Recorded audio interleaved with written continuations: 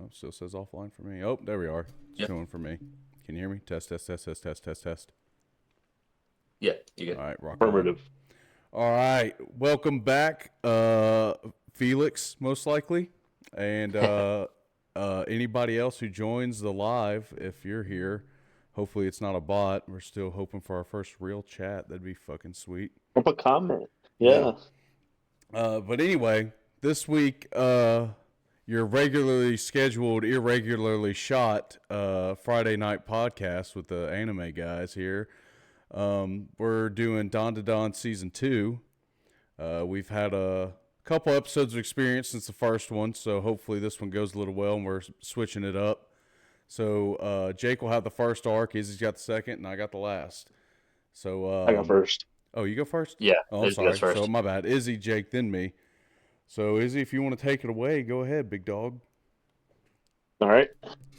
Start with episode 11. There's love. It goes back a little bit just to fully get into the arc. We have the episode starting with Momo mimicking one of the actors because they're hanging out at the house and somebody rings the doorbell and they're like, "You can only talk as this actor." And she's goes up to the door and she's like, "Oh, what is it, like steam engine train?" And it's Gigi at the door, and he's like, "What?" And then she sees that it's him, and that's when it all just starts to get wild again with Gigi coming to the door, and they be like, "Oh, hey," the grandma knows that he's coming, but forgot to tell everybody.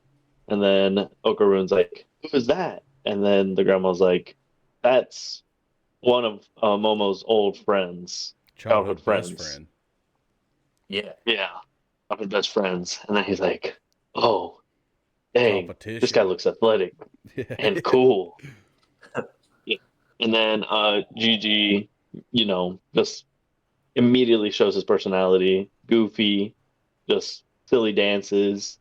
He's like, "Momo," or to the grandma, he's like, "You still look so cute." And I'm like, this guy's He's a not good wrong. comedy break. I mean, I don't even know how old she is, but she's looking all right. Old Yeah. enough. But Gigi's staying with them for the time because his parents are currently in the hospital due to a spirit event that the grandma's supposed to be looking into. But um, before that happens, they're still hanging out, and Ira thinks that Gigi's a demon, and he has to start her army so she can for the return of Ragnarok. And then she goes home, and then Okarun goes home, and then that's when you see the little love section of Momo and Okarun, and he's Oh, like, yeah. "All right, see you tomorrow," and she's like, "See you tomorrow," and then no, they're just walking away, and then she says, "Hey, it's your turn," and he's like, "What?" It's just the beginning of that little Yeah, the like start of their awkwardness. They the both back like and each What? other, but neither one of yeah, them will say it. right. Yeah. It's fun seeing that develop and seeing how they both share that affection or want for affection, but don't want to be very obvious about it. Um, but it goes to the backstory of why Gigi, what happened to Gigi, and how he had moved in middle school because they were talking about where he moved to the house in the woods, and then how he began to see ghosts, and that he didn't believe in them until he saw the evil eye, and then his parents started to become sick. They had gone through like a good amount of mediums to try to figure out what was going on, and three out of five or four had off themselves because I guess the situation was just so bad, and like whatever entity was in there was so strong. And after so many of them, the grandma was the only one that could really help them. But she can't go out there because that's not in her like jurisdiction. Mm. So Gigi for the time came over and stayed there, so nobody's inhabiting the house.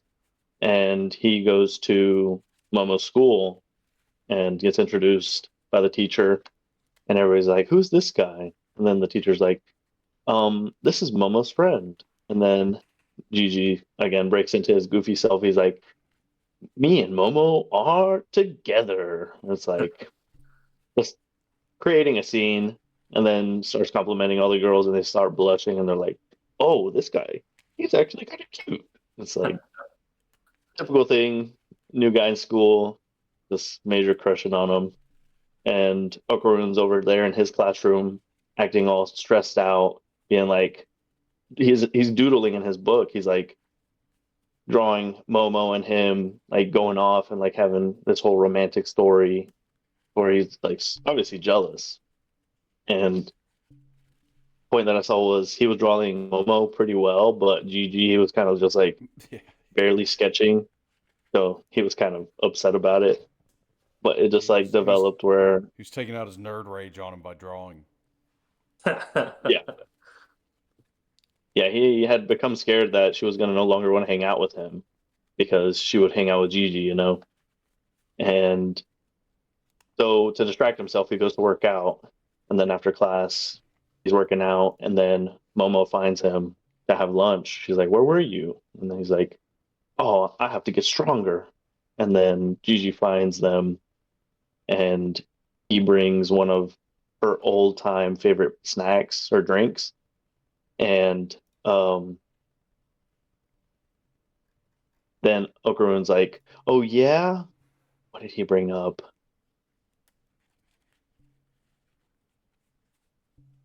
Oh, I think he got upset, and then he was starting to walk away. And that's when we get introduced into what was his name? Dang it, I have it here. Oh, the mannequin? Taru, Yeah. Taru, Yeah. which was a wild character to introduce at all. I was just like, "What is this thing?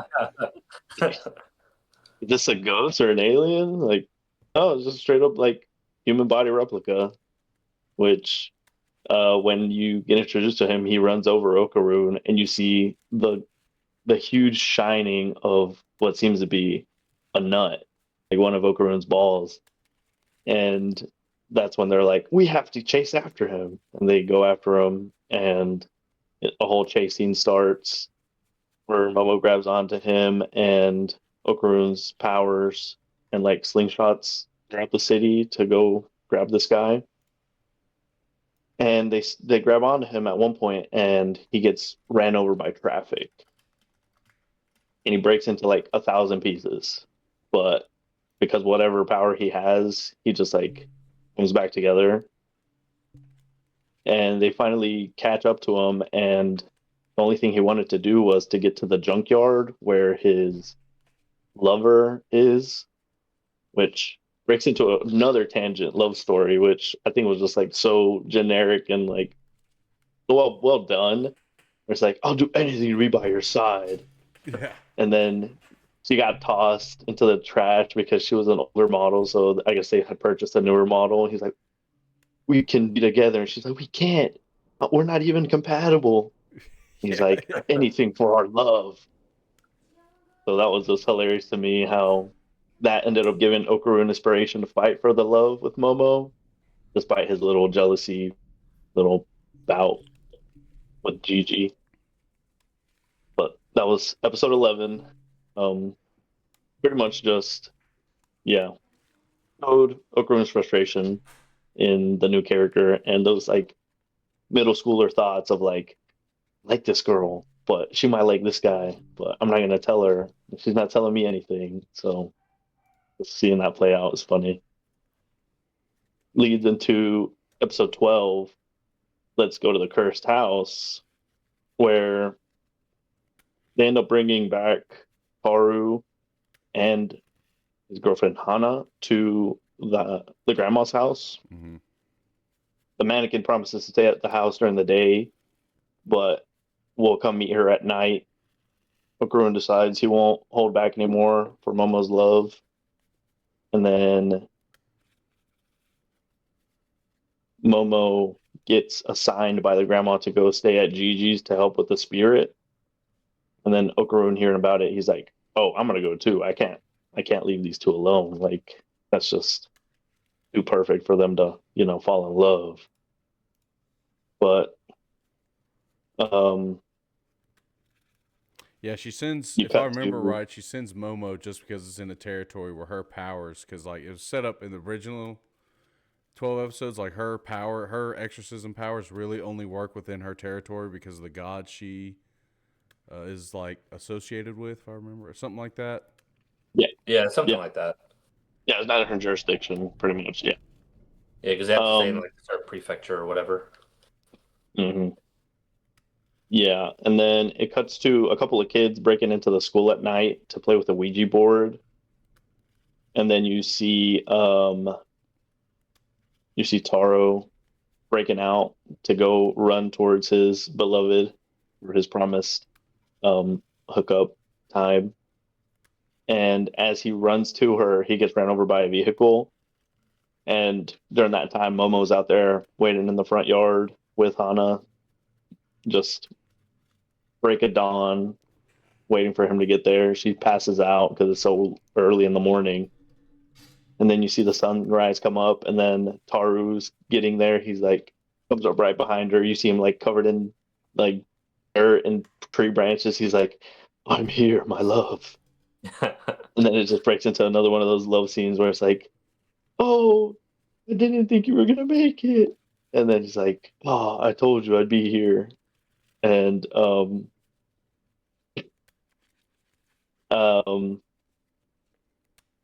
then it breaks to Gigi having a nightmare, and that's when you start to see the first or the original version. I don't even know if it's original. I think it's like the grown spirit embodiment of Evil Eye.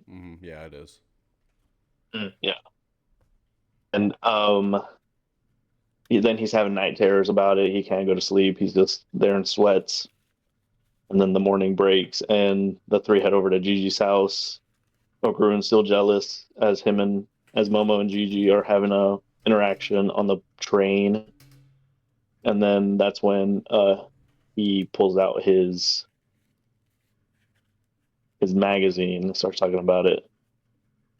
Then they keep talking about uh, Okarun's balls, and it was funny because to me when Gigi said, "Is this a D's nuts joke?" Yeah. I was like, "That's a funny cultural thing that you just throw in there." Yeah, in case anybody doesn't remember, Okarun got possessed by Turbo Granny and she sold off his balls. It's just funny, like He got his cultural. dong back, but they're still looking for one more ball.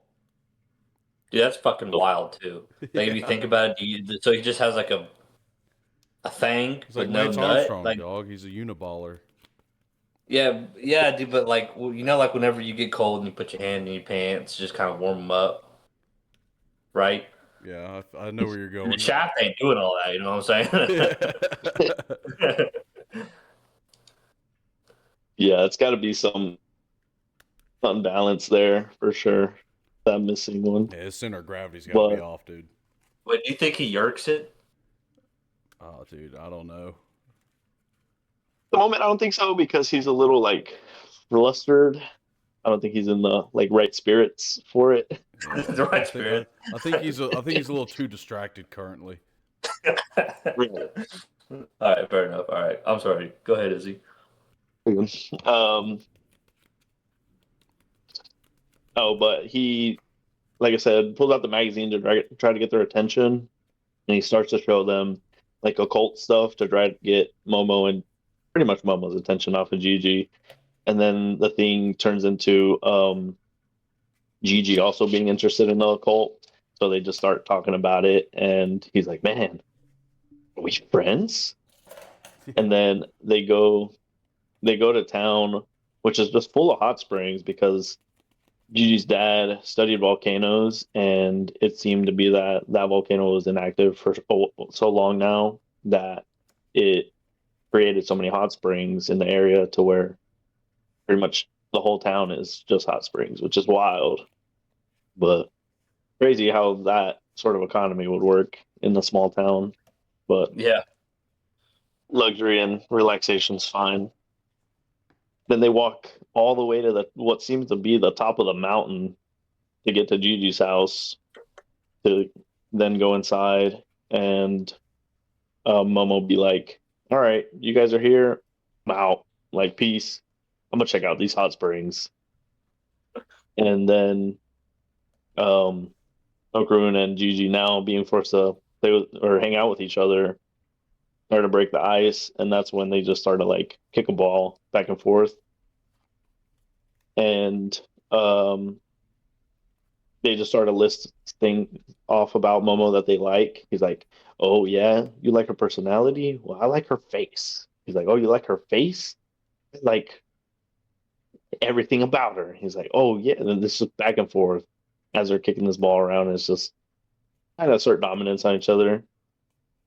But then you break into the hot spring scene where Momo's relaxing, and then just a set of like old dudes pop up out of nowhere.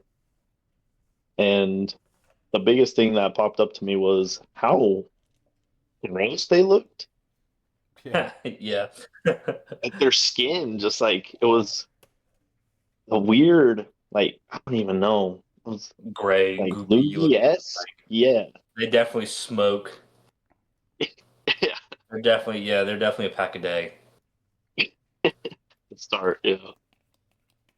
But they're just creeping up on Momo, and that's when you go back to the guys, and then they're messing around and they break open the wall in the house, revealing the layers of protection throughout the whole section of the house that they hadn't even seen.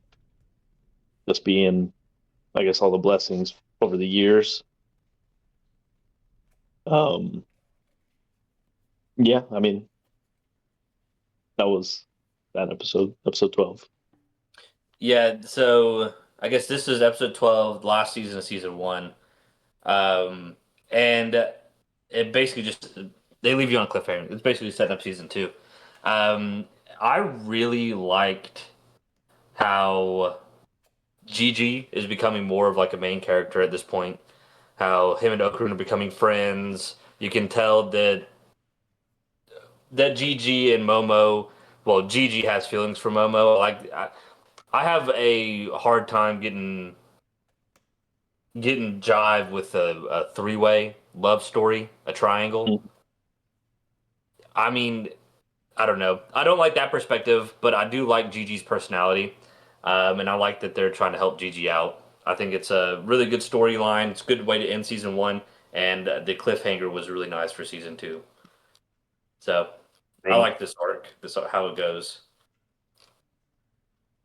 Trav? Right.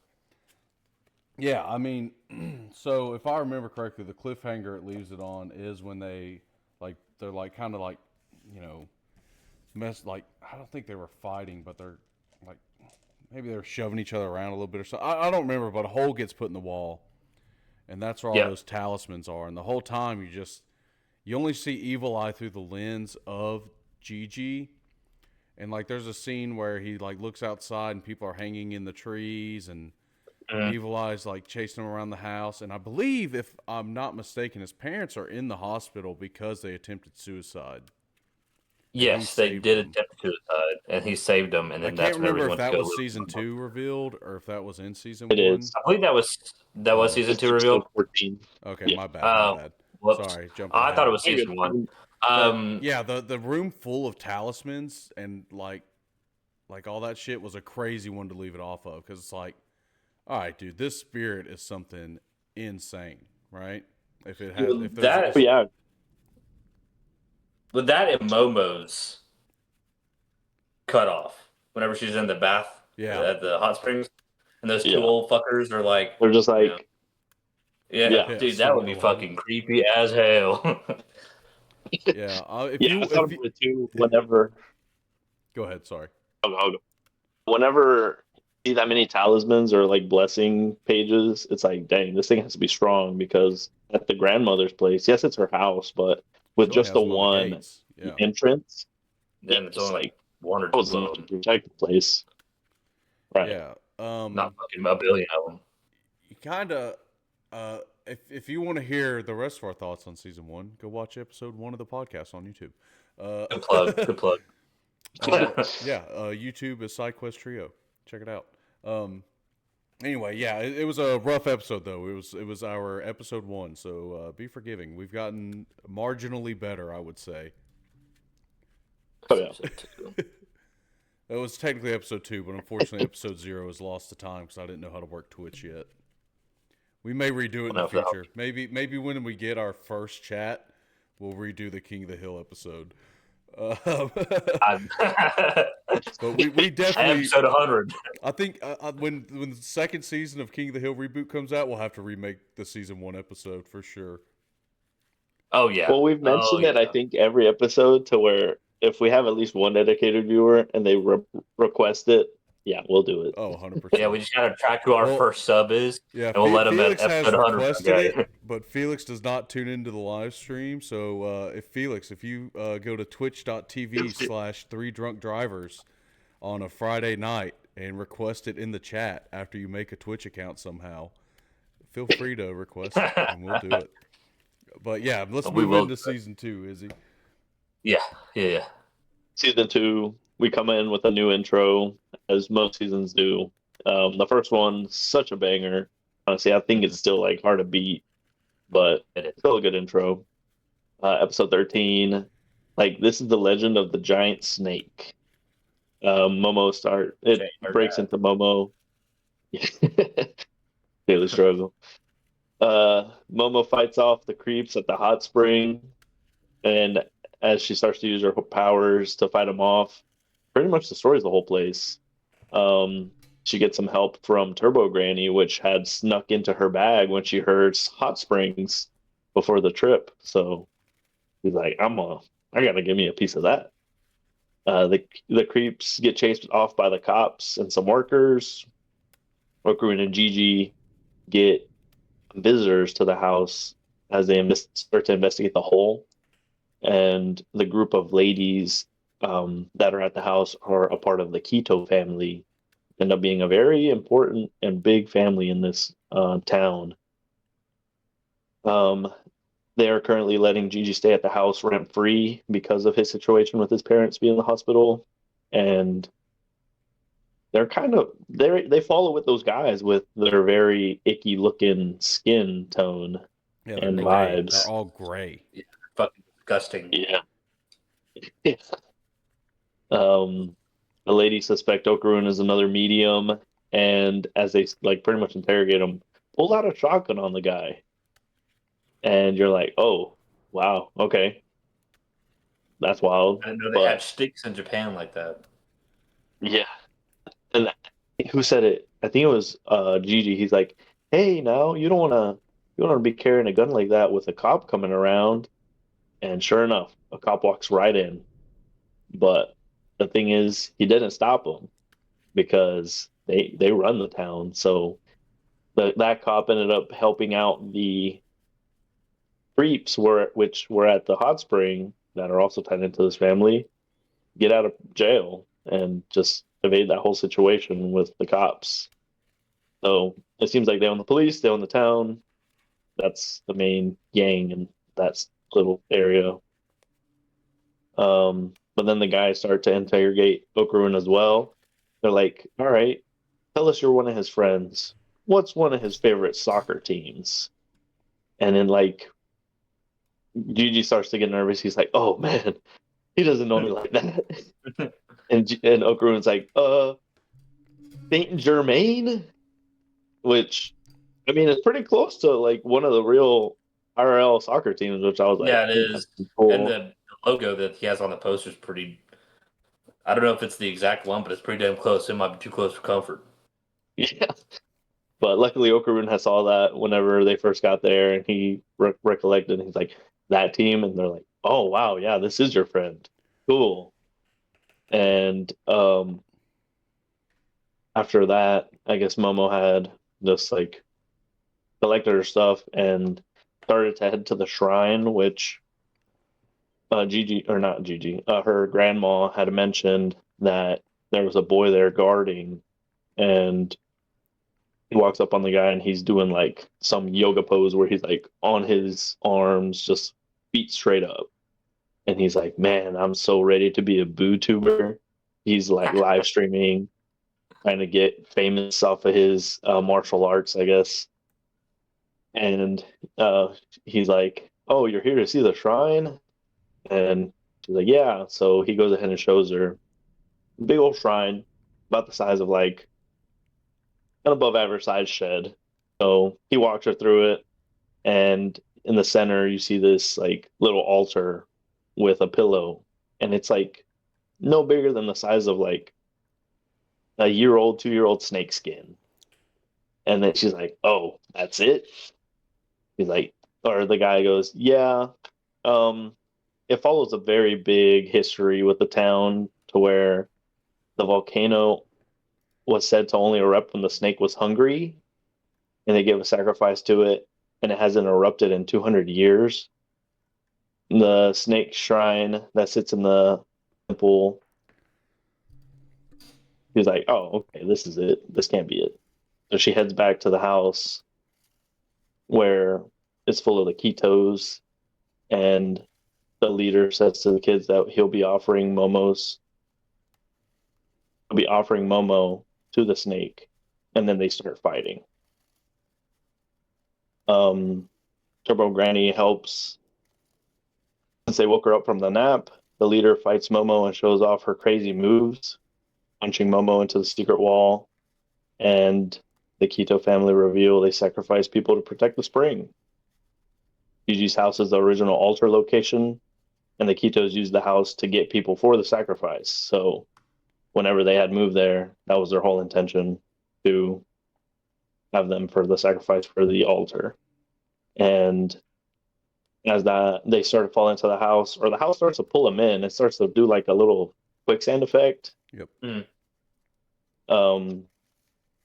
Momo pulls everybody down. No. The guys throw a couch on the Kitos, and I think Momo just grabs everybody and they fall in. Yeah.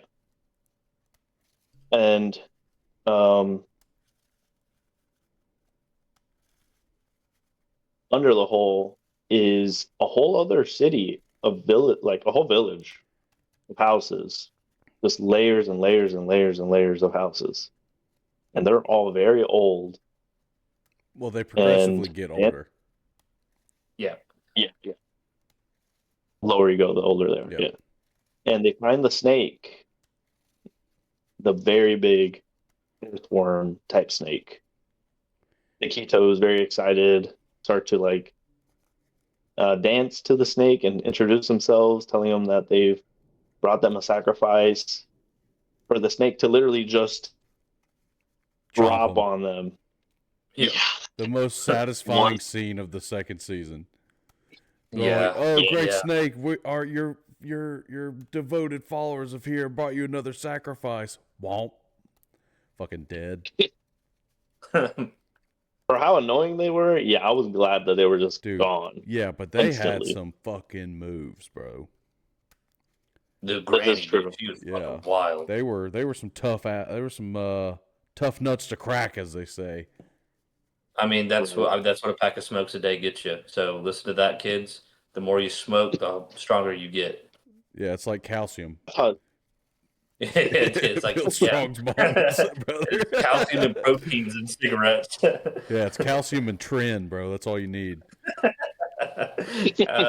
yeah. So after they get eaten, the others hide, but the worm's power makes them go crazy, to where Okaroon transforms and they start to now they start to go crazy, and that's the end of that episode. Yeah. If I remember correctly, Okaroon starts to transform and is about to go attack Momo, and then it ends. Yeah. Yep. This episode, I love. Number one, I gotta say the question the cops ask Okaroon to see if Gigi's his friend It's not who his parents are, what his birthday is. Mm-hmm. What's his favorite soccer team? It's kind of dumb. I watched that and I was like, that's kind of stupid, but it is what it is, or whatever. I mean, the whole But show obviously does not take itself seriously. So, no shit. yeah. I just thought it was kind of odd. Like, what's his favorite soccer team? Like, me for real? All right, whatever. Um, number one, I love, I love how it opens up. I love the mole rat people. What's the last name of that family? Ketos. Ito family. The Keto family. They look fucking disgusting. Yeah. They look fucking disgusting. They're like little mole rat people. But the granny, whenever she started fucking like, number one, when she pulled out the shotgun, that was pretty wild to me. I was like, I can't believe that they have guns in Japan. Number one, and number two, this bitch got a 12 gauge hidden in her drawers or something. Yeah. That was Yeah, what were fucking you storing crazy. Right. But yeah, this is a really good episode. I really liked it. I did. Love that we get to see the big snake, big worm. Yeah. All right. Leads us into episode 14, The Evil Eye. A purple figure opens the episode. Then Gigi and Okarun wrestle as Okarun tries to hurt himself because of the worm's powers. Gigi figures out that the worm is triggering those powers by the sound that it's putting off. Then Gigi gets a flashback of his parents trying to unalive themselves, and Gigi saves them as he's walking up. That's when the balcony scene that they're hanging there. And Momo then tries to hurt herself as well, but stabs Turbo Granny, luckily, because if not, I think she would have hurt herself. But that's what stopped her from hurting herself. Gigi times them up so they don't do anything crazy. And the worm's power is some sort of psychic wave to where it's like has its mouth wide open and it's just a beam like Yeah, I think it's an eyeball hitting inside them. its mouth, wasn't it? Kind of looking thing. Yeah, it was If I remember correctly. Yeah. Yeah. And then Gigi, caught trying to save everyone, runs from the worm dodging the attacks, just carrying everybody. He's running through the underground village, through the stairs. He's like, come on, Gigi, you got this. Falls down the stairs. And for some reason, Gigi seems to be unaffected by the worm's psychic attack. And as he's running across, he just is in this wide open straight stretch of, I guess, sidewalk that the worm catches him, but nothing's happening. And that's when Evil Eye goes up and they're face to face, and they seem to be like canceling each other's powers out. So where you got Evil Eye staring at the worm, and the worm staring at Evil Eye, and they seem to have the same sort of power. So it's like the other two come back and they're like, "Wow, this is weird. What's going on?" And that's how they figure that out. Then Okarun transforms, dives towards the worm, like using one of his all outs, and just takes off the head of the snake or worm, whatever you want to call it. But that's when Evil Eye locks into Gigi as he's trying to run away. But then flashback triggers of the Evil Eye having the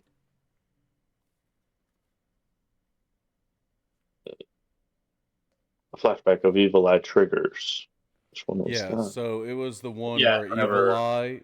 So Evil Eye was a child, and he was locked inside the first. Well, we don't know this yet. Sorry, he was locked inside a hut, and he was like kind of hanging by the bars, and he was seeing kids playing outside. That's the first flashback. Yeah, it triggers his He's like an flashback. extremely emaciated kid, super young, and Long he's just hair. watching these kids play. Yep. Yeah, that's what I had right after. I was like, I added a line. The worm regrows its head. Yep. So in that time, the worm starts to come back. It's three kids play as the fourth, being Evil Eye, watches from a room that's barred off with only one window, and the boy at night like dreams of trying to play with them and pretends to play by himself. He smiles as he imagines playing with the kids, and it's a sad story, like a little flashback of him. Mm. But in that same moment, the volcano erupts, and the Quito family. This is still in the flashback. The volcano starts to erupt, and the Quito family. Oh, the reason why the boy's in the cell to start with comes out. Yep. The Quito family are the ones that have been sacrificing people from the beginning to the serpent, which ends up being that same older woman that we see before. So And their she's whole like family. well over 200 years old. Yeah. And the boy dies and is burnt, but after he dies, he was burnt to a crisp. Like, Yeah. it was a pretty traumatic like death he had. But after his death, he shows up as a ghost at a random person's house, and they're having dinner, and he's like, "Where am I?" And he sees the family having dinner on their table, and the child of the family sees him. Yeah, and he's like, "Hey, who's that?" Like, "Oh, he can see me?" And then he starts to like dance, Like the kids he would see and he it just, could. and then it cuts to the parents being like, what are you talking about?" But then them being not alive, and then it's just Yeah. sequence after sequence of that happening. The sequence shows him like slowly losing his humanity because at first he starts dancing because he wants to play and he's unaware of his powers, and then he slowly just like as he tries to play with these kids, I can see him. Their parents continue to keep committing suicide, and he's like slowly like, screw it, I'll just kill them all for killing me. Yeah, the Evil Eye notices the Keto leader is still doing sacrifices, and the Evil Eye tries to help another. Yeah, says he's going to do it himself, seeking Yep. revenge. Gigi starts to look for Evil Eye's look in the Evil Eye, and that's when they locked bodies flash back into normal time. And he senses him at the bottom of the village. Mm-hmm. He runs down there and finds the body. The body's tied up. Did I skip a page? No. No, Okay. that's right. Yeah, Uh, him and the evil eye lock eyes, and Turbo Granny's like, "Don't look into the evil eye," and they run off. And Gigi realizes that Evil Eye's original body is at the very bottom of this like Pit. pile of houses. Yeah. no. Yeah. Well, granted, she's got to know a lot. Like, I'm surprised they don't just like get more information out of her, or at least the grandma. Being a medium. Yeah, She's like a Pokedex. Yeah, but she's like, "Don't fall for it." And yeah, the second Gigi's like, "No, I'm trying to help him." You see Evil Eye be like, "You said it," and then just smile, like give that yeah, grin, like, "I got him." yeah. I think. But that's when, yeah, Sorry, go ahead. Are you at the part where he gets to his body? Is that where you're getting to? yeah, Okay, go ahead. yeah. So they pretty much fuse together, and that's when he turns into Evil Eye, and the worm starts to shoot off a new electric attack. Then sap starts to fall throughout the village. Momo tries to escape, but Evil Eye has taken hold of Gigi. Gigi sees the boy on the ground. Oh, okay, that's right after this. Okay. The serpent finds them, and Gigi starts to fight it off. Gigi, being Evil Eye, Yep. starts to fight it off with his cool soccer attack. I call it a soccer attack. That's all I could think. Yeah, I mean it pretty much But is. it's So he uses like the souls of the people he's condensed forced to commit soul. suicide, yeah, into a soccer ball, and he's able to just fucking kick that motherfucker like it's a fucking howitzer, dude. Starts to attack every single kick he does, and he just fights it off. He kicks it around, hurting the serpent, Turbo Granny explains Gigi is the perfect vessel since he has a great psychic power, and Evil Eye is about to take out Momo, but Okaroon, in the nick of time, comes in and uh, blocks Gigi's kick, which that scene is just so cool. The way you end off that episode with that, Gigi's literally about it, or Evil Eye's kicking Momo, but then you have Okaroon come in and just like counter that kick with his own. Like this is a good episode. Because Evil Eye has this like purple color that he's based off of, and Okaroon has his red. There's like a good contrast, and it's such deep colors whenever they get into those fight scenes. It looks great. JJK reference. And but you know Okaroon's about to come in there and just start wailing. Like it has to do with Momo, so you know it's on. Episode 15, you won't get away with this.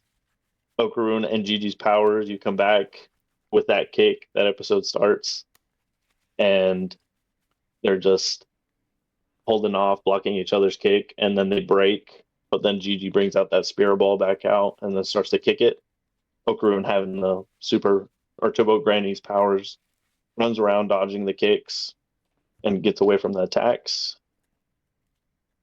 That's when the worm starts to do a new attack of itself and spray toxic venom throughout the area.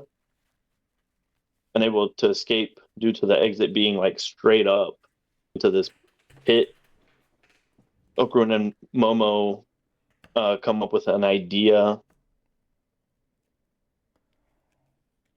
to launch Momo straight out.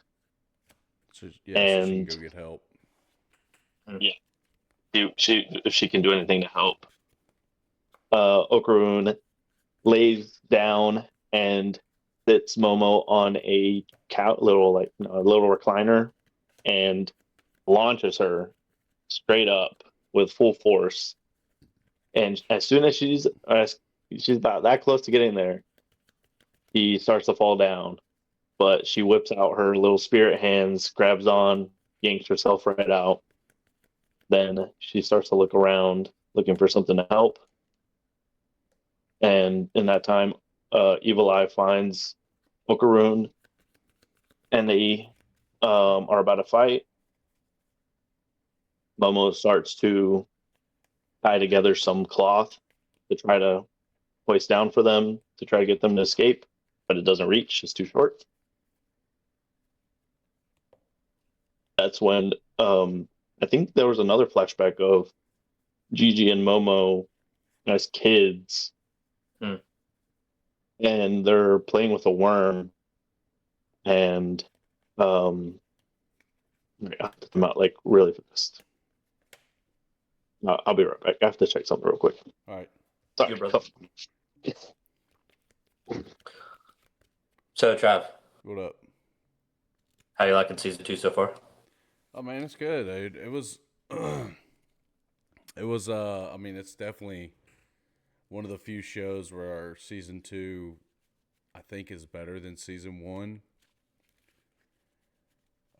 Yeah, I can agree with that. Like they keep the animation's still amazing.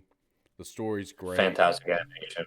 Story is fantastic. I love the cult stuff. Yeah, it's kind of weird because it combines occult and sci-fi and aliens, which is, I mean, sci-fi anyway, but like all these different themes where usually it's like a show does one of these things and that's it. It's never like all of these things or multiple of them. Yeah, and do it both well. They do them both very well, which is like there's a good balance. Nice. I figured it'd lean towards one way more than the other. Because Izzy hadn't said it yet, but I'm pretty sure they say the worm is an alien. I can't remember what it was called though. And they intertwine very well with each other, like how they set up each other. It's very, very well done. I love, and I do agree. I think season 2 is way better than season 1. Well, less goony, which I enjoy. I wouldn't say way better, but like if you like season 1, you're gonna fucking love season 2 too. So. Well, yeah, I guess I wouldn't say way better, but it is better, which is very rare. Yeah, what I caught right there. I do like how it's both the spirit and alien side of things, to where they don't really like uncross what they are, because Yeah. it's just like Mhm. they can't make out what it is. So they're just like, okay. But yeah, I Yeah. think I had it written down. It was on the, I think Okarun sees it later. Yeah, I can't remember what he calls it, but it's. Here, I can just look it up real quick. You can keep going. I'll look it up. Okay. Do-do-do-do. Da-da-da-da. So Momo gets another idea to save the guys Mongolian Death Guard. by, Yeah. yeah, yeah. Okay, I was gonna finish the flashback. So it's her and Gigi in the sidewalk, and they see this worm just dry out, and he's like, "You know why they dry out?" He's like, "Because it rains and the oxygen, like there's no oxygen in the ground, so they have to come out, but then they end up drying up because of the sun. So it's like it pretty much kills itself." And what she decides to do is start a fire in the house and call for help. Okarun runs away from Evil Eye's attacks as he's kicking his soul ball around. Um, and he's also landing some hits on Evil Eye. Evil Eye is stronger than Okarun, and Okarun starts to get tired. Which is Okarun's name Dandadan in his spirit form? I don't think so. I I don't don't know. think so.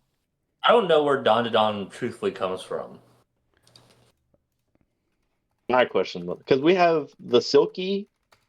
Momo doesn't really have a name because she doesn't turn into anything. The title Don to Don is just it's a combination of the Japanese word Don meaning story. So it's Yeah, story it's story. Japanese Yeah, it's words just a repetition Kaidon, for Ghost Story, and dramatic. Kidon, Strange Story, and Takidon, Experience Story. So Don to Don. So yeah, it's nothing. Yeah. All right, well, Okarun it is. Um, Okarun starts to get tired. The poison is starting to take an effect on both of them. So Evil Eye's like, I'm gonna finish this. Traps Okarun in a spirit house that he just conjures up, and it's like no bigger than like a kid's playhouse. But he's stuck in there, and the only one that can manipulate it is Evil Eye. So he just like walks straight in there, and Evil Eye starts to wail on Okarun. But he's like, "No, this can't be how I go out," and then just starts power punching Gigi into the house. Um, yeah, he starts counting off up to 20, and it's like consistent punches, like full force, to where it ends up breaking the spirit house that he's trapped in, leaving Okarun on the ground and Evil Eye pretty much knocked out. Uh, then Okarun starts to drag Gigi to get closer to the top because, I mean, it's been a minute and the goal was for Momo to try to get them out. And Okarun then hears Turbo Granny, but she's stuck at the bottom in the sap, which Turbo Granny apparently voices the original villain from Mighty Morphin Power Rangers.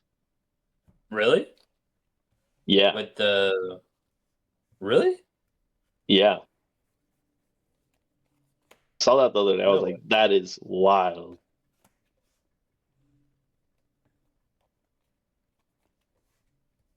You can keep going. I'm curious.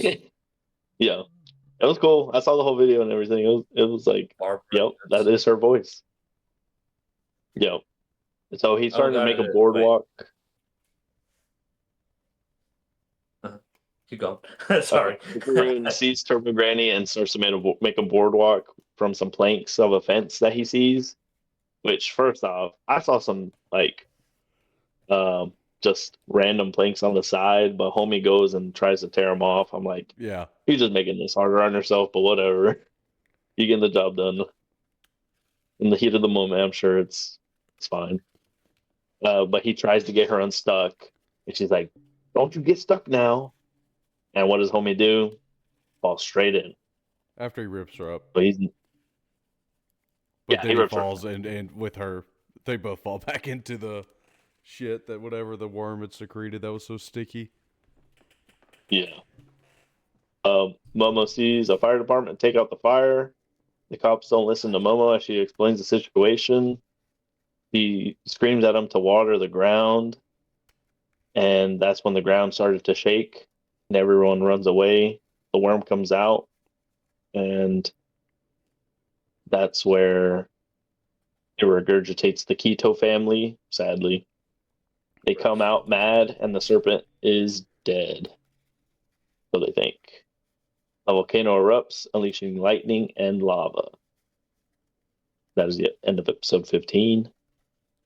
A lot of cool fight scenes throughout that one. I did like the use Yeah, a of the lot. village. This was a very action-packed episode on this one. Oh my gosh, she is. Yeah, I don't That is so remember. cool. I don't remember if it's this episode or a later one. So stop me if it is. But the reason why there's so many houses down there is it that That's the next one. okay. Go ahead then. It- I yeah, I I'm like sure that it's- little tidbit. I think it's interesting. Yep. All right, episode 16. That's like way deadly, was the title. Ashes fall as speakers start to evacuate everybody from the town. The Keto family reiterate their sacrifices kept the village safe to Momo, but now it will be destroyed since the volcano has erupted. A legend about a dragon rising to heaven is talking about a geyser. Momo explains the legend was wrong. He then throws the worm throughout the village, trying to get it to see sunlight to dry out. The Ketos chase her. She then places the worm on a geyser to create a giant hose. I think it was the butt end of the worm that Yeah. she placed in that geyser. Yeah, and then used its like mouth eye to spray the lava down. Yeah, because it started to go everywhere, and she sprays it to stop it. The guy protecting the shrine shows up as the Ketos try to fight Momo, and it ends up being that guy is one of his name is Manjaro, by the way. Yep.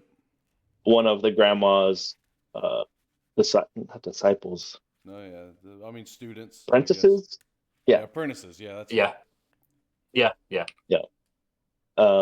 She had told him that they were going to show up, but he was like, I was so distracted trying to be a boo tuber, and nobody really comes to ask about that. Yeah, and also Psycho But then- didn't. All she said was like, "Yeah, you'll know when you see him." Yeah.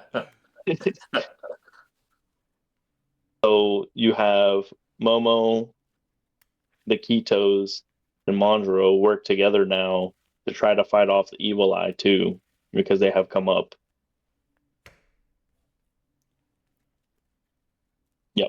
Yep. And Momo's power starts to get weak, and that's when who's Monteson? Oh, it's Manjaro. Okay. Yeah. Grandma.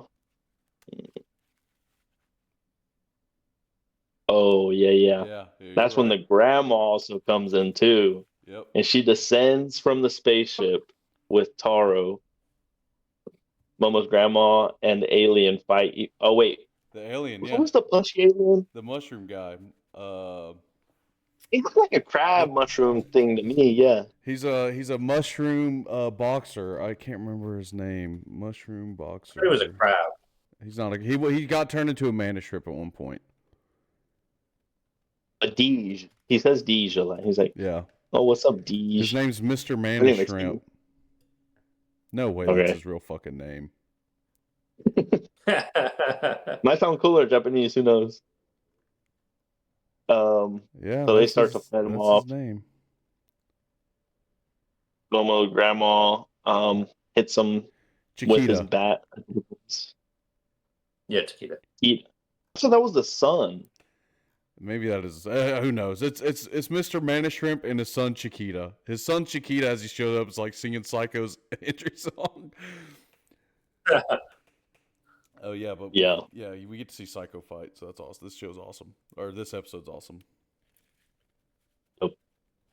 Which it just reminded me of the grandma being like a metal bat in One Punch Man, just like winding up the hit, and it's just being a nice shiny bat, where it's like, whew, solid hit. But Toru ends up being the one that captures Evil Eye by engulfing him in his mannequin body, Yeah, like just concealing him. there's talismans inside And then, yep, that's Momo's grandma puts a seal in him to do that. They catch him in the alien ship, starts to put out the lava with the worm. Chiquita? It's something like that, like Things- Chiquita. Yeah, Chiquita banana. I think it's just Chiquita, but Yes. I'm not sure if that's right. I think it's Chiquita. Chiquita sings the whole time, and Manjaro talks to Momo's grandma, saying that she could have communicated better, and he would have known what was going on. Tanjiro. Oof. Dang. Taru's organs need to be carried around since Gigi is currently inside him. So he's like, what do I do with these? He's just holding them. Momo runs back to save Okarun to see that the house is covered in lava. Like, dang, my boy, he gone. Yep. He did. But Chiquita, I'm gonna go with that. Extracts a giant sap ball that had encapsulated Okarun and Turbo Granny. Momo cries as she sees that they're alive. Okarun barricaded himself as the lava had started to come down with a bunch of planks and just it covering all of them. Okarun and Momo hug. He blushes, and Momo goes in for a hug, also a harder hug, If I remember and is correctly, grateful that he's alive. Okarun falls into them titties. You remember? Hell yeah. And then Travis he's like, got oh my that god. shit He's like, oh, stained in his brain. Momo, I'm so sorry. And then Momo just like hugs him harder and is like, you dummy, I thought you were dead. Yeah. Yeah. Travis, remember that one. Hey, I never forget a good accidental face into the titty scene, brother. Hell yeah. But good way to wrap up that arc. A lot of action. Ton I of love action. how Lot of action. everybody ended up coming in. Even the grandma, like she didn't really show up in the Turbo Granny until she was at the edge of her territory. Yeah. But she actually showed up with help this time, which was pretty clutch. Yeah. I don't think they would have been able to stop her any other way, or Evil Eye any other way. Yeah, dude. Evil Eye. Yeah. I love the introduction of Evil Eye.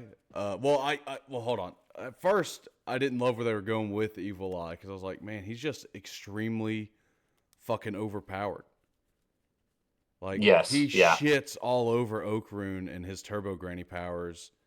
And Momo has already been shown she can't fucking keep up with the dude either. Like I was curious on where they were gonna go with it, which I think it ends up being really good. But like when you first are introduced to him, it's like, holy shit, dude, this guy. I mean, you can't stop him.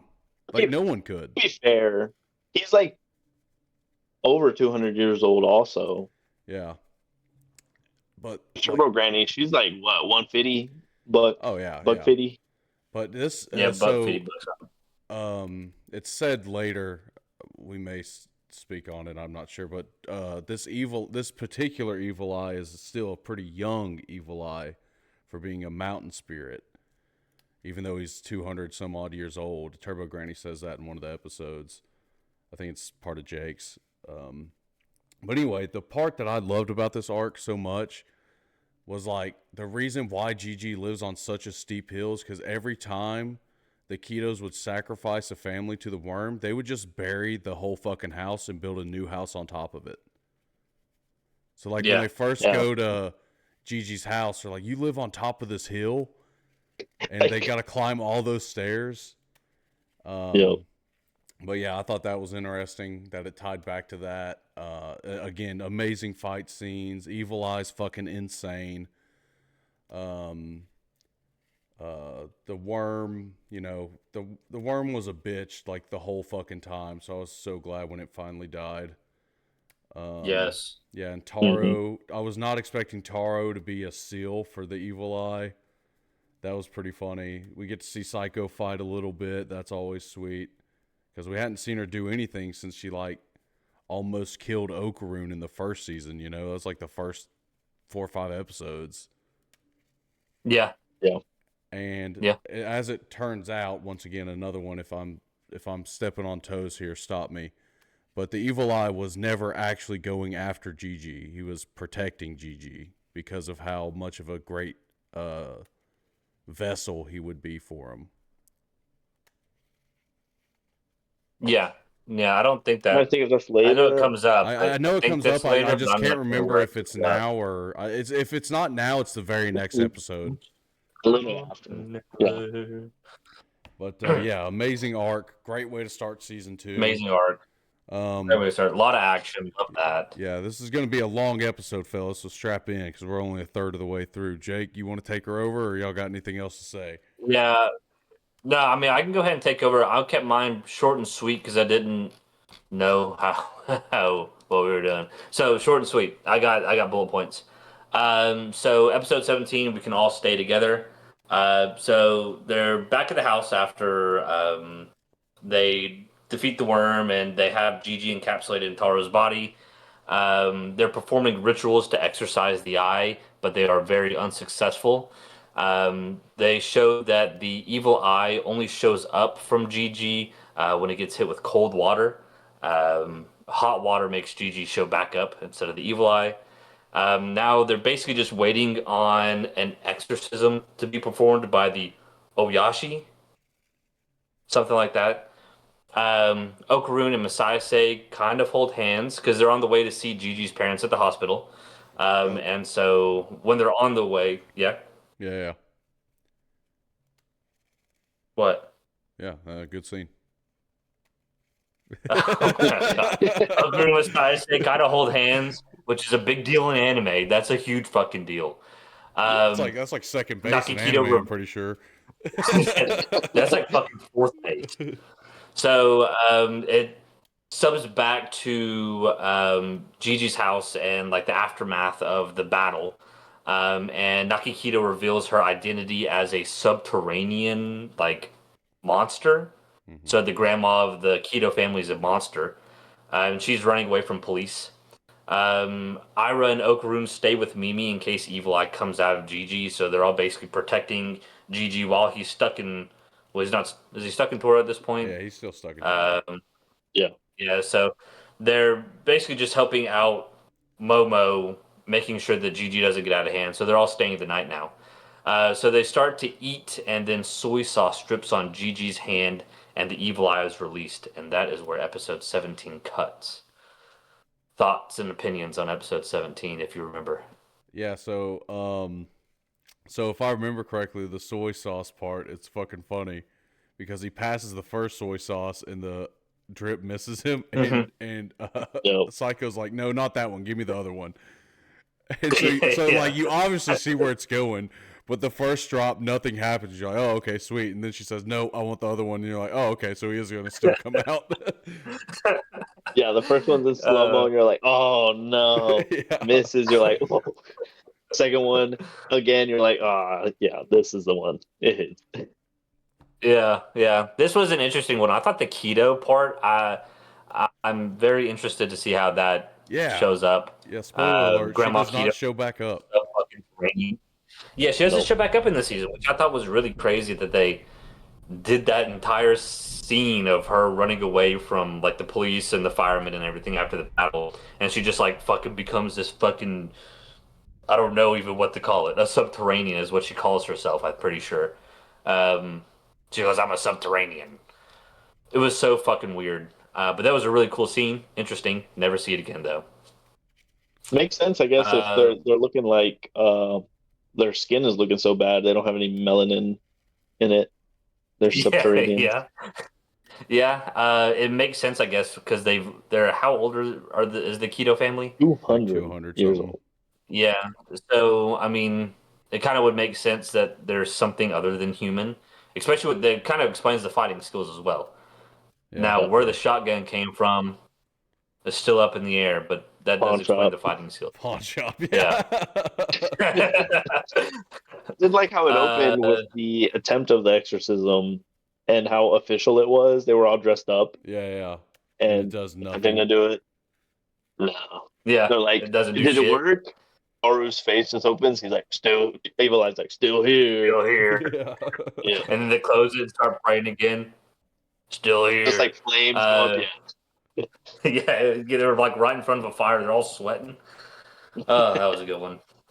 Um, Episode 18, we became a family.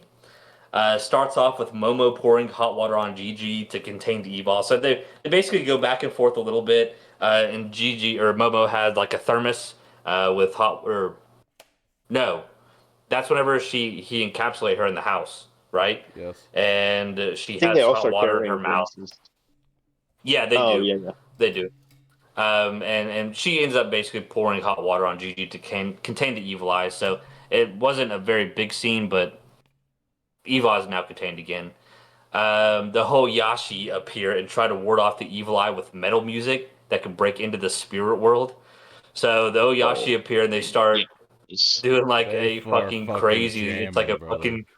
They Phenomenal. are fucking breaking down at the house and fucking everybody's head banging and shit. It was really cool. Was not expecting to see like an exorcism performed by metal music. That was a good take on it. When they start performing, a sea of souls appear and everyone is jamming while Gigi is going through it on a table. He's like in the back, like squirming, like looking like he's having a seizure. Yeah. Momo tries to hold down Gigi during the exorcism, and Gigi tells Momo not to kill the evil eye, as he promised the evil eye to play with him because he felt bad. So they decide to keep the evil eye in Gigi and plan on not getting cold water on him. So yeah, Momo is getting a part-time job. So during the Gigi being Evil Eye, he kind of busts down the house and it's all torn to shreds. So Momo plans to get a part-time job to repair the house. And Okarun hangs out with Momo's friends while they're trying to sway him on taking her on a date. Um, so after school, whenever Okarun's hanging out with her Oh, friends, yeah. they walk. They're like, "Hey, let's go get a bite to eat or drink something, or let's go out." So they go out, and turns out they go to a maid cafe, and that's where Momo was working. So Momo now has a part-time job at a maid cafe, and that's the end of season 18 or episode 18 is when they find her at the maid cafe. Yeah, One, thoughts and opinions. the Yashi, I think that's the name. The Yashi band, amazing, dude. Yes. I had that on my Oh, dude, rotating playlist for weeks. it was so crazy. Like they're like, "Hey, yeah, the Oyashi are coming to do this exorcism," Yeah, and and then you're expecting. I don't know what I was the expecting. whole time they're talking about the Oyashi before you're like there it cuts to like people dressed up in like traditional exorcism like attire, and you just think it's going to look like Hmm. the exorcism from the opening scene, just more official. But nope, it's just four dudes that look like crazy rock stars. They show up and Psycho's like, I have no idea what you're talking about, leave. And then they're like, are you sure you guys didn't ask for an Oyashi? And then they're like, oh, okay, yeah, that's us. And I mean, they just started fucking rocking down, and Yes. it's crazy because like all the souls come in and they're all like jamming. All the main characters, they got Okaroon, Ira, all of them are jamming Yep. out, even Turbo Granny. And then off in the back corner, the entire reason why the Oyashi are here is Gigi on a table, and he is fucking having it, dude. He is looking rough. He's fucking shaking, sweating. So it looks like it's actually working. And then that's Right. whenever he pulls fucking Momo's like, "Hey, I done promised Evil Eye that I'm gonna play with him, so we can't kill him." I was So headbanging now to they're that stuck with it. part where they were playing, and it was so cool whenever right after Okaroon and everybody else is headbanging too. I was like, yes, this is it. Like this is like it's here right now. Like in the moment, I Yeah, was so It was such a cool scene. I'm really glad that they did that that way because it was fucking awesome. Yeah. Um, so episode 19, feeling kind of gloomy. It starts with Okarun being at the maid cafe where Momo is working, and she is serving him, both flustered. Obviously, assuming if you're tuning in, you know what a maid cafe is and you know how they serve each other. Okarun and Momo's friends start to leave, and Okarun says he wants to stay back with Momo. He asks if he should stay till the end of her shift and walk her home, but she says she is tough, but seems to regret it whenever she's done. So whenever she comes back out, she's like, "Oh, maybe I should have told Okarun to stay." And then, of course, as Momo is leaving, Okarun shows up like the gentleman he is to walk her home. I think he ended up staying like 8 hours Uh, until 10 o'clock. I think he went somewhere and then Huh? he came back because he was almost late because he was like running Yeah, Yeah. out the he door. goes home and then comes back. So he leaves. Okay, yeah. Meanwhile, Gigi is home working on his chi so he can fend off the evil eye by himself, and they are pouring soy sauce on him to see if he can resist the evil eye taking over his body. He progressively gets good, of course. It doesn't turn out or doesn't start well, but he ends up being able to withstand it, kinda. When Momo gets home, Gigi and Ira go to greet them, and Ira spills a drink on him. And Evil Eye comes out and puts a barrier around himself and Momo so no one can pour hot water on him. As they were trapped in the barrier, Momo had taken a drink of water as she was coming home from her thermos, and she spits the hot water onto Evil Eye, turning the Evil Eye back, or turning Gigi back to normal. Um, the next day, Okarun visits the mantis or the shrimp as he's working on a cow farm, asking for help on learning to punch. Okarun wants to get stronger, so Turbo Granny teaches him by breaking him into the high school at night. Ira follows him, and Turbo Granny teaches Okarun how to use combat rhythm, basically saying that his combat rhythm was off, it was too slow. And Mhm. while they were at the school, a creepy Beethoven guy and his goons Yeah. appear. Yep. And that's the end of episode 19. They have like Like big a heads big and tiny fucking bodies. fat-headed Yeah. yeah, like a fat-headed Beethoven and his fucking goon of misfit fucking Gang. classical music fellas. I thought they Yeah, were dude, the cooked, whole fucking dude. squad was there. Yeah. I mean, that was that was kind of funny watching fucking Beethoven, his fat ass head and his little bitty body come up. That was cool. Dude, the May Cafe was pretty. That was an interesting pull. I was They not could have expecting really that. got Goonie there. Yeah, they could have really got Goonie there. I'm surprised how Goonie they didn't make that. Yeah, compared to especially Yeah. like the first two episodes where like Momo's like of the first season where Momo's on the alien ship, compared to this season, there's like none of that pretty much. Yeah, yeah. There's Yeah. no. Hey, you gotta take your clothes off to swim faster. Yeah. Oh yeah, I forgot about that one too. So yeah, they could have made that really goony, but they didn't. So I was surprised. Whenever I saw that scene come up, I'm like, all right, well, here's the goon time. But no, They never easily, really but they were happened. so both easily flustered too. It was just like enough of what was going on. It was like, okay. Yeah, of course you got the fucking Okaroon and his little weeb shit, and then fucking Momo's in a fucking maid outfit. So Her friends he's just egging flustered it the on. entire. Yes, Yeah. dude. Fucking that would suck to be Okaroon, like to be in that position where he's at. Damn, my boy. But Trav, anything No, I mean good next? episode. Nothing too crazy, I don't think. It's just more setting up the evil eye. He's slowly gaining control, and like I said, the fucking shot straight to left field with the maid cafe. Wasn't expecting it, but they played it off nice. I think they kind of would have ruined the sentiment if they did make it like goonish. Goonie? Yeah, I Yeah. agree. Episode 20, You Can Do It, Okaroon. So episode opens up to Okaroon and Ira and Turbo Granny fighting the Ghost Symphony, and their music notes are basically like projectiles that explode. So they all get teleported to an outside area where they begin to fight. Okaroon gets hit with a note and freezes him, and Turbo Granny because he's in the backpack. He turns back into regular Okaroon, and Granny tells him to defeat the Symphony, he needs to find his combat rhythm. Of course, once he finds his combat rhythm, he saves Ira from a pickle. They get teleported again to an opera house with a couple of giant opera singers. That was super weird. One of them is singing, and the other three have people pouring out of their mouths that are going to attack Okarun and Ira. Turns out they're a distraction to the actual symphony, who's out in left field on a giant stage.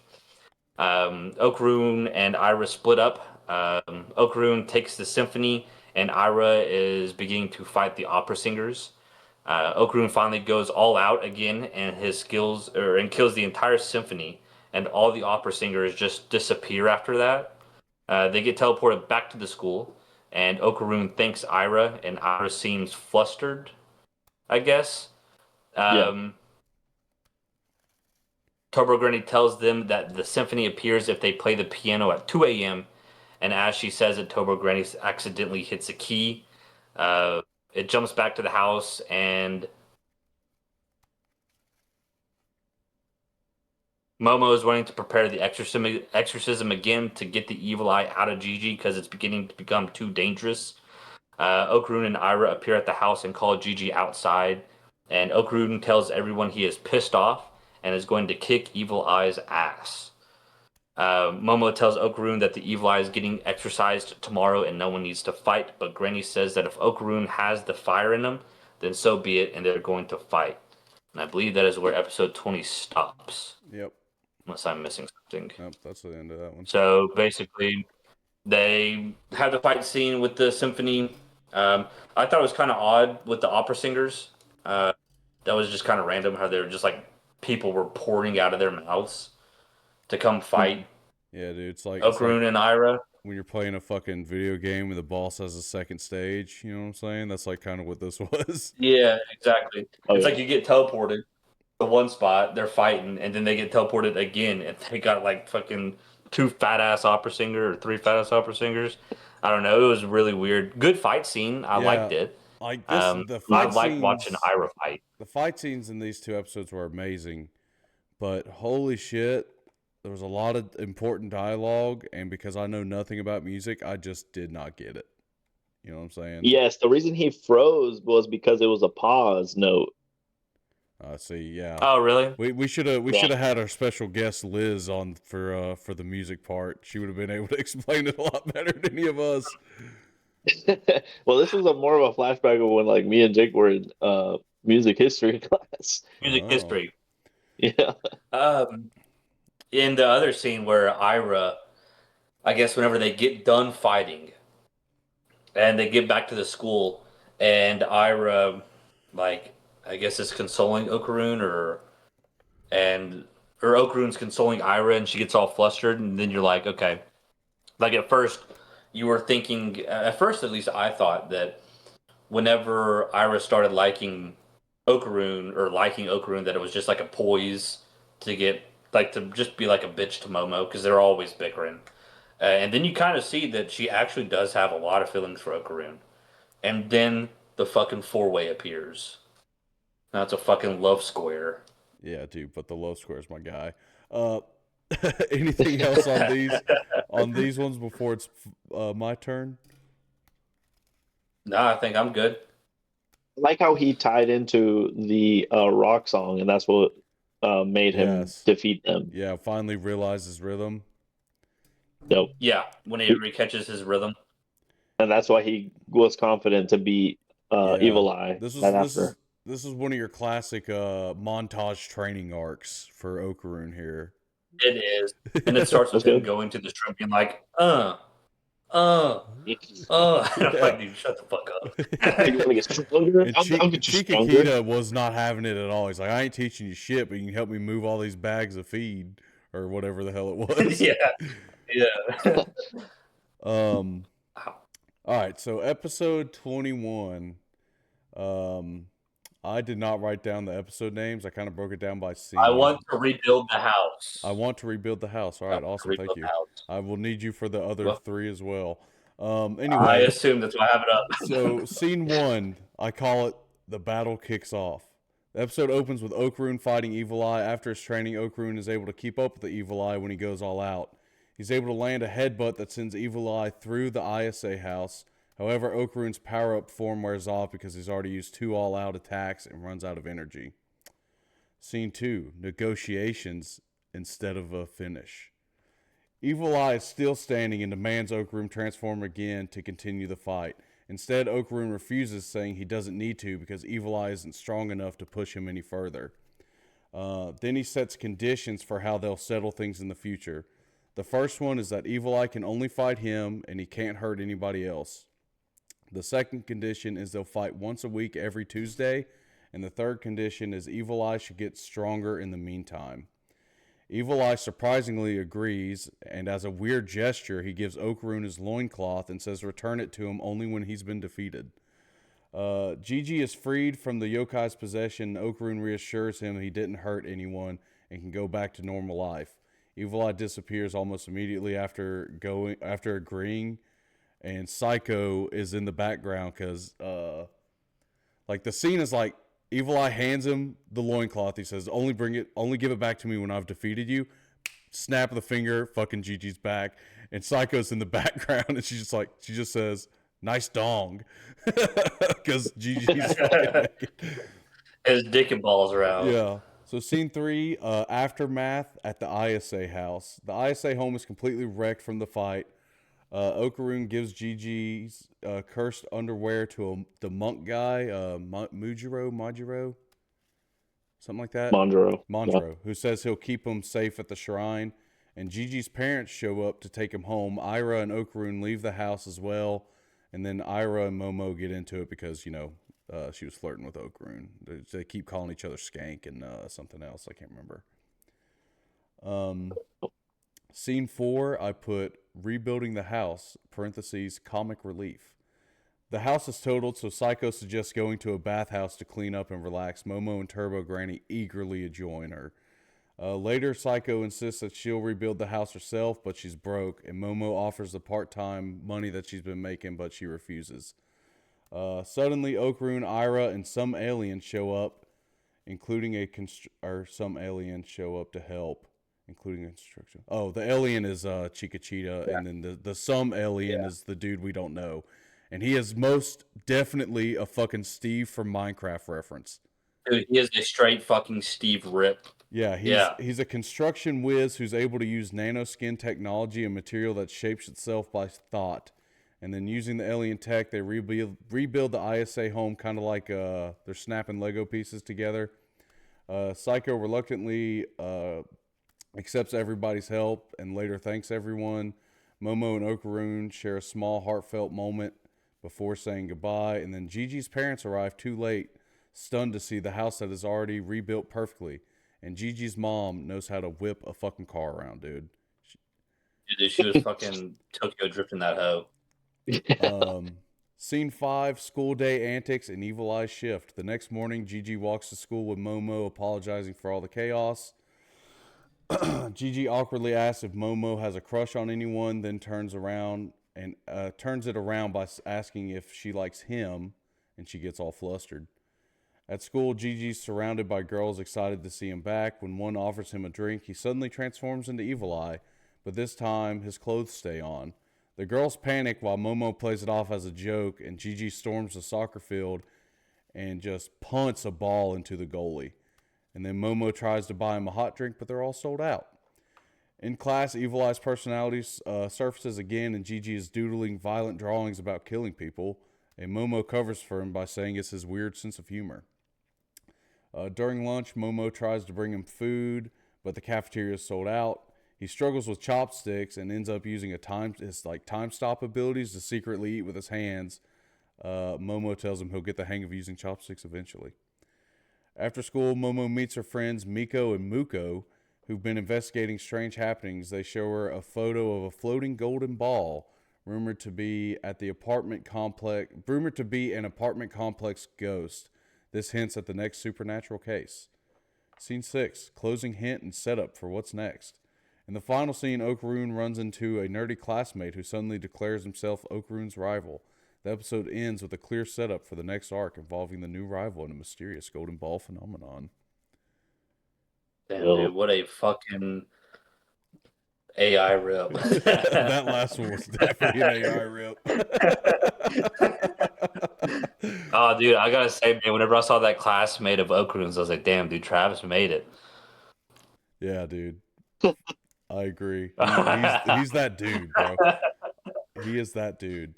But yeah, so this episode's basically just like transitioning them to the next arc. It's nothing really crazy. It's some comic relief from Yeah. Evil Eye, hmm and then really it's just to set up this next golden ball they think they found.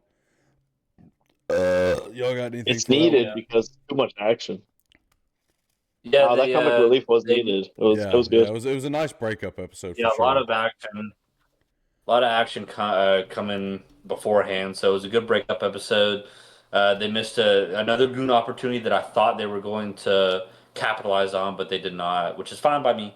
By them going to the Yeah. hot springs, I was like, all right, here it comes, and it never happened. So I was surprised about that as well. Yeah, they're like the whole time they're just Um, like in a like one of those massage chairs getting their hair did. Yep. yeah, and I was like, ah, that's kind of surprising. I just knew it was coming. Yeah. Um, Did you read so this manga? yeah, I haven't read this arc yet, but I read up to where Evil Eye's story finished originally, and Because then I some just of them do the like scene for scene, like panel for panel. I wonder if like they left anything out. I'll Or have to did. get back to you on that one. I can let you know, but as far as the first season went, it was pretty true. There was nothing really in the manga that wasn't in the first season. It's a good balance. Yeah. So it's good. So episode 22 is called the secret art of being attractive. Awesome. Scene 1, Hey. school. The episode opens with Kenta getting ready and Okay. walking to school. He has been observing Okarun for some time since he has started hanging out with Momo. This episode seems to follow Kenta's point of view from when Momo and Okarun were looking for each other in the previous episode from season 1. After the Nope. credits roll, Kenta finally confronts Okarun by trying to get his attention first with the magazine and second with the fucking Gundam. He's just running up and down the aisle chairs with this robot out. It's fucking hilarious. And then finally he decides in his head to use brute force and cunning. He sings for a second and then calls Okarun his enemy. So he walks up to his desk, he's singing some song, and he's like, "You're my enemy." And then Kenta really just wants to know how Okarun is able to get along with Momo and Ira.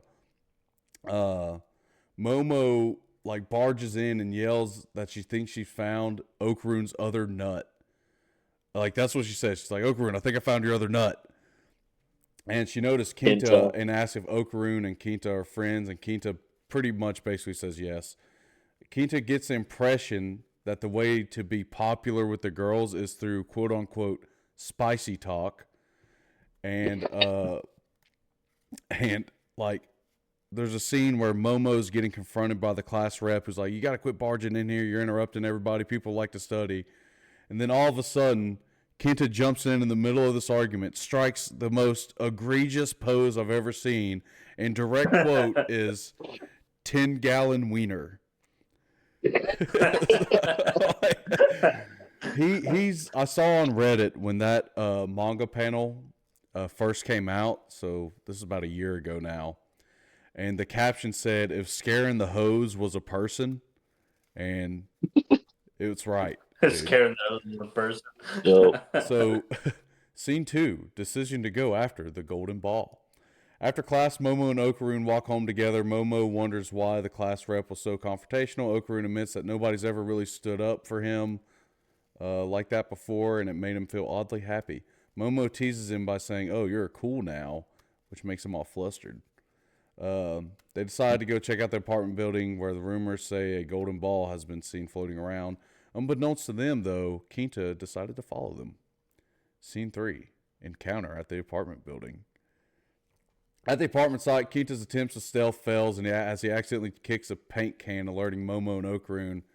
As they talk about the golden ball, Kenta suddenly begins levitating and is hurled toward Momo. Okarun pushes her out of the way, and they both spot the mysterious golden ball floating nearby. They realize something invisible is carrying it. Momo uses her psychic powers to grab it, but it kind of like repels her psychic hands off of whatever it is. And Okarun figures out that there's a living being or physical force kind of like controlling the ball. Like it's not just quote unquote floating. The entity that's controlling the golden ball suddenly speeds off, and the three chase after it through the building. The invisible force attacks Kinta, causing him to fall off the building, but Momo and Okarun are able to save him as he's like falling down. Kinta tries to help and charges at the entity yelling "Jet Stream Attack," but passes right through it since it's invisible. He theorizes that the invisibility is caused by some sort of reflective technology. Using this idea, Momo swings around the building and catches sight of the entity. She grabs hold of it, and Okarun launches a high-speed attack that knocks it out of the building. Kinta's a sci-fi nerd, and because of this, he was able to predict the type of invisibility that the thing was using. And then scene 4's a cliffhanger. After the attack, they look down and finally see what they're dealing with. The invisible entity is a kaiju monster which starts to grow very large and now stares back at them through the hole they were looking through. Anything on episode 22, fellas? Yeah, Kent is fucking hilarious. Yeah, Kent is By awesome. far, probably one of my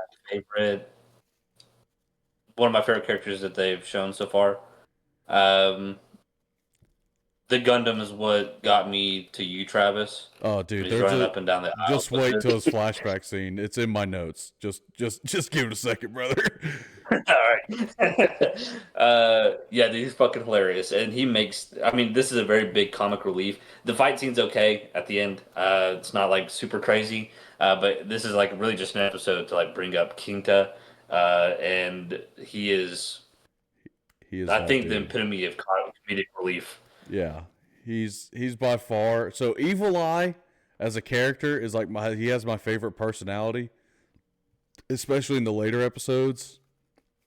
But Kinta is my favorite overall character by far. Are you talking about like whenever Evil Eye is like drawing the pictures of killing people like that? I'm talking more so like during 23 and 24.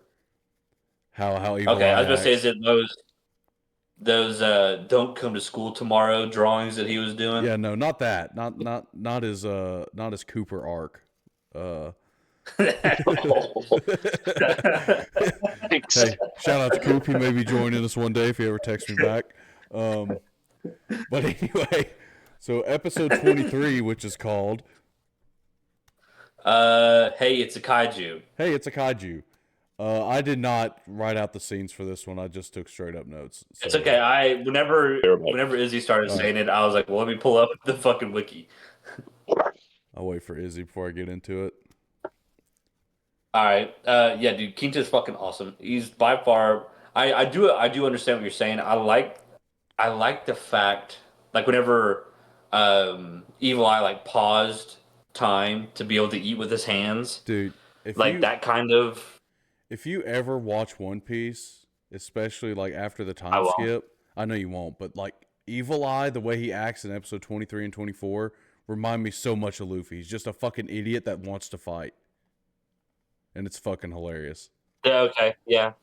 Okay. Yeah, I haven't seen One Piece. Probably never gonna start One Piece. What about when the remake comes out and they cut the episode count by like 1/8? That's still a lot of episodes. Well, it's actually more than that. But like, for example, the first, I think, the Water, or not Water 7, what's it called? The fucking, Arlong Park arc, I think in the original anime is like almost 50 episodes. The remake's going to have it down to like 18, I think. Oh, okay. Have you seen the fucking Legos that they got? One Piece Legos? Yeah, Lego released some One Piece. Did that. That's pretty cool. All right. Yeah, they're actually kind of looking. Yeah. Izzy's back. Episode 23 is called what again? It's It's Kaiju. Is that 23? I thought that was 22. Whatever. Hey, it's Kaiju. Hey, it's Kaiju. Episode opens with Momo, Okarun, and Kinta fleeing from the massive kaiju as the world around them darkens, trapping everyone, including Ira and Gigi, inside the mysterious quote-unquote pocket dimension. As they run, Kinta claps, saying he can't go any further. Momo, Ira, and Okrun rush to save him. Once they regroup, the team decides that Gigi will carry Kinta to safety, while Momo, Okrun, and Ira stay behind to confront the kaiju. During the battle, Ira and Momo engage in their usual, like, banter, their / rivalry, whatever. Like, one of them's like, I'm the leader, listen to me, and Momo's like, shut up, skank.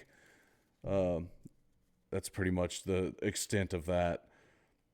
But anyway, Ira, with her, new control over her abilities after the, music power-up arc,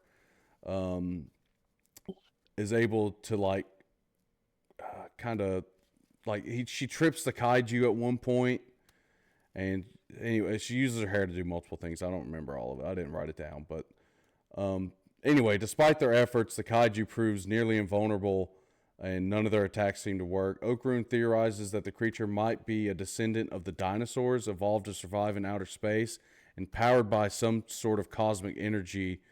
And they decide that finding and destroying its energy source might be their only hope. In the chaos of battle, Ira takes a direct hit from the kaiju's lightning. The scene then shifts to Gigi and Kinta. Gigi's still carrying him towards Momo's house. During their escape, Kinta accidentally sweats on Gigi, triggering the Evil Eye's possession. Now under the Evil Eye's control, Gigi hurls his backpack, blowing the corner of a building smooth off. Smooth off. Back to the battle with the kaiju. Okrun goes all out to protect Ira, exhausting his last all out for the time or whatever. The thrown backpack suddenly collides with the kaiju, toppling it and giving the trio a chance to retreat. I thought that was fucking hilarious. For some reason, I was at my desk at work watching this episode, and I laughed my ass off. When they arrive at Momo's house, Evil Eye is already waiting, ready to fight Okrun, thinking that it's Tuesday as part of their promised pack. The group refuses to ask for Evil Eye's help against the kaiju, since doing so would break the first rule of their deal. While they notice something unusual about the alien nanoskin material used in the house's reconstruction. As the kaiju lumbers closer, Okrun realizes they might be able to use the same nanoskin to defeat it. Acting on this, Kinta imagines a giant robot reshaping the nanoskin house into a mecha-like structure. There's a whole scene where everybody's in their command chair going through different parts. Poor Okrun's on the fucking toilet and gets drugged through the plumbing pipes. But everybody else is enjoying it, and Evil Eye's just like, let me out of here. Why am I here? I want to fight. Episode 24, also known as... Oh, damn, we're going to show 24. Sorry, dude. I have sorry. rolled up. No, go ahead. My bad. No, go ahead. I was just going to talk about the fucking Mighty Morphin Power Rangers that happened. Yeah. Fucking some Mighty Morphin Power Ranger shit. We were just talking about that. Good scene. We can go to the next episode 24. Okay. Flash. Space Kaiju versus Giant Robot. All right, we're back to scenes, baby. Scene 1, the giant robot is launched. The episode opens with the group using this mysterious nanoskin material from Momo's house to build a giant Buddha-shaped robot to fight the rampaging space kaiju. Momo, Kinta, and Ira try to pilot the robot, but it's confusing and they have no idea what they're doing. So they all decide to press a button at the same time, and during this, Okrun is ejected. During this confusion, Evil Eye also breaks out of the robot and topples the kaiju, but is sent flying by the force of its fall. Scene 2, Kinta takes control. And in parentheses, Kinta Emperor Great Pegasus Sakuta. Kinta eventually figures out how to pilot the robot. It doesn't rely on physics or physical controls, but imagination. Once he gets the hang of it, the robot responds to him and morphs into a sleeker, cooler-looking mech. Kinta starts to fight the kaiju, landing strong punches and kicks. This is a dream of his come true. He's always loved giant robots, and to prepare for this, he prepared his body by becoming immune to motion sickness, thinking that at some point he will be fighting in a giant. He was mech. destined. Yeah, he sure shit was, brother. And then there's a flashback scene showing how Quinta was bullied for his size and love of giant robots and model kits. And in parentheses, I put basically me. Scene 3. The battle turns rough. The kaiju quickly adapts, turning invisible and attacking back hard. During this, Quinta opens his jacket pocket and is like, "Oh, you fool! I have infrared glasses." But before Quinta's able to put on the infrared glasses, the kaiju crushes the legs and torso of the giant robot, leaving Quinta, Momo, and Ira kind of stuck in like the airbag that the robot has for some reason. Okaroon yells at them all to eject, but Quinta's stuck inside because of the airbags. Scene 4. Momo and Ira step up. Momo and Ira take charge when Quinta starts to lose control of the robot. Momo channels her spiritual powers to help move the robot's arms, while Ira uses acrobatic silky hair to wrap around the kaiju to locate it even while it's invisible. And together they pull off a wrestling power bomb, and the kaiju shrinks and falls unconscious. Kind of that's their victory, and then the world turns to normal, and everybody's like, what the fuck is this mech doing here? And then people are like, whoa, hey, there's a fucking kaiju over here. And then all of a sudden the mech turns into a UFO and flies back to Momo's house. And then Okaroon is freaking out.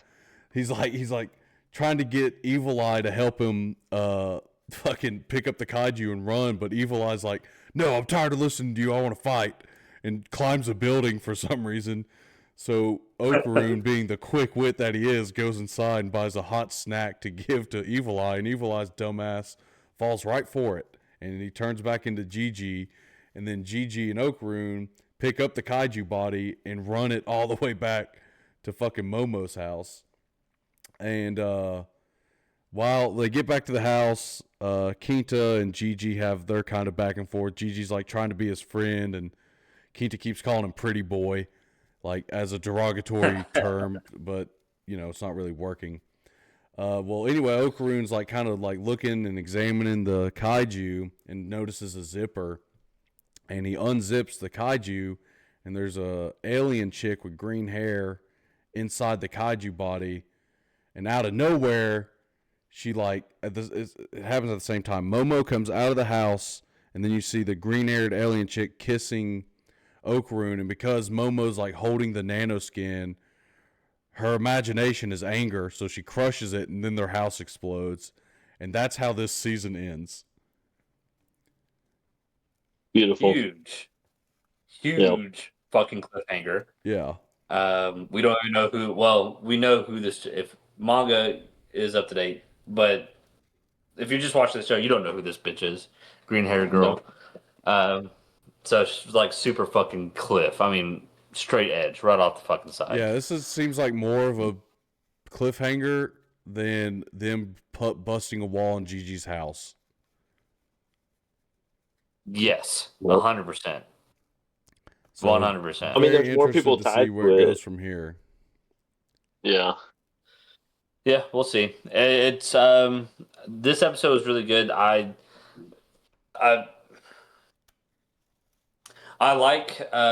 think my favorite part about this episode is I love Evil Eye. Whenever he eats the fucking bun, he's like, "Yes!" Oh, and he fucking turns right back into Gigi. He's he bites it, and he's like, "It's hot." Yeah, I like his Straight to Gigi. His personality in this one. This one's a good episode for Evil Eye. Yeah, Evil Eye. Especially whenever he blows that fucking building smooth off. Yeah, dude. Yeah, Evil Eye's interesting. I'm excited for when Gigi gets better control of him and Evil Eye actually gets to fight the shit that everybody else is fighting. Because I still think, even with Okaroon's kind of upgrade, quote unquote, in during the music note arc or whatever, I think Evil Eye's still crazy. Well, Gigi started to practice the thing Momo did with her finger, where she focused her energy. Yeah, focused her his chi, and yeah, that's what she got made fun of. But he's like, "Oh, that's what she was doing." Yeah.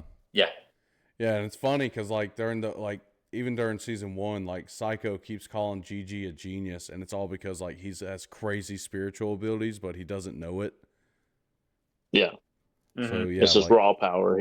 yeah. Yeah, So there's Yeah, a lot of like open story threads. they're like level 1 of their like arc, like power build up, learning what to do with it. Yeah, It's Yeah, fun. it's interesting.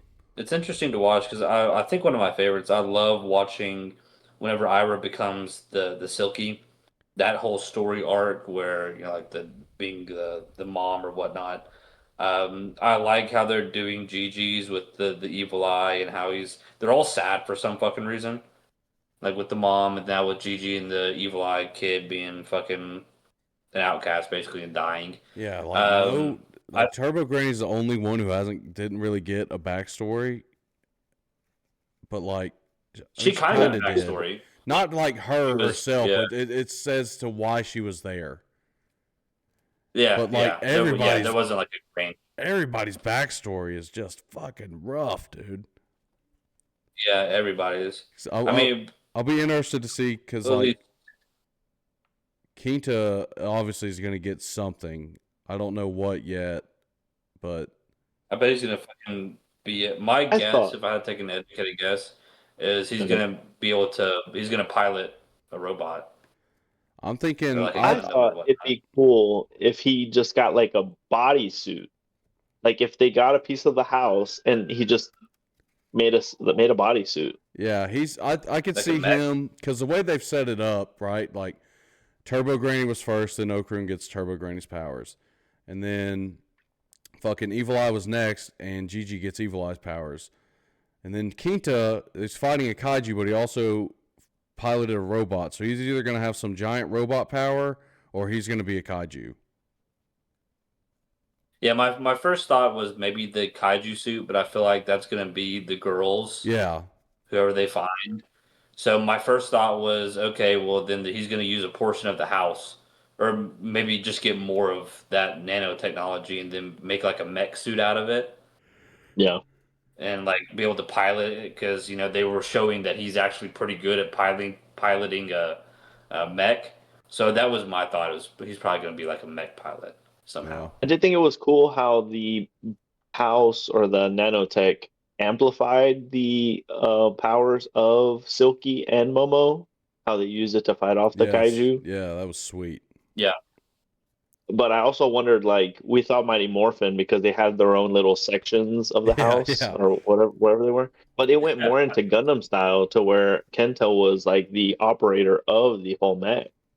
Mm-hmm. yeah, It was a good little and blend of everything. I feel like going forward, I was kind of on the fence if we like were thinking that um oh my god, what's his name? Travis Who? Kenta? Kenta? Kenta? Oh. Yeah. I was not understanding fully if Kenta was going to be a full-time character at the beginning whenever like episode 2020 or 22 came up and him being introduced. I was like, is he just like a comic relief character, or do you think he's going to be like a full-time character? And then now that we've gotten to the end of season 2, he's kind of like, you watch a series and you have that character that if he dies or goes away, you'll stop watching it. Oh, That is Quinta for me now. Yeah, I because feel like even if at he the leaves end, or yeah. when Quinta's like, I'm willing to offer my powers to help you. And Okarun's like, no, we're good. yeah, exactly. So like, do He's you like, think man, he's come actually going on. to stay? And I I really think he's hope he gonna does stay. because Now, Oh, he I ain't hope going so. nowhere, dude. There's no way. He's the best character. He is he is fucking great. I did love how he was like the uh, backseat passenger of the love story as his story played out. Yeah. He's like he was there the whole yeah, time. He was just observing. yeah. Excuse me.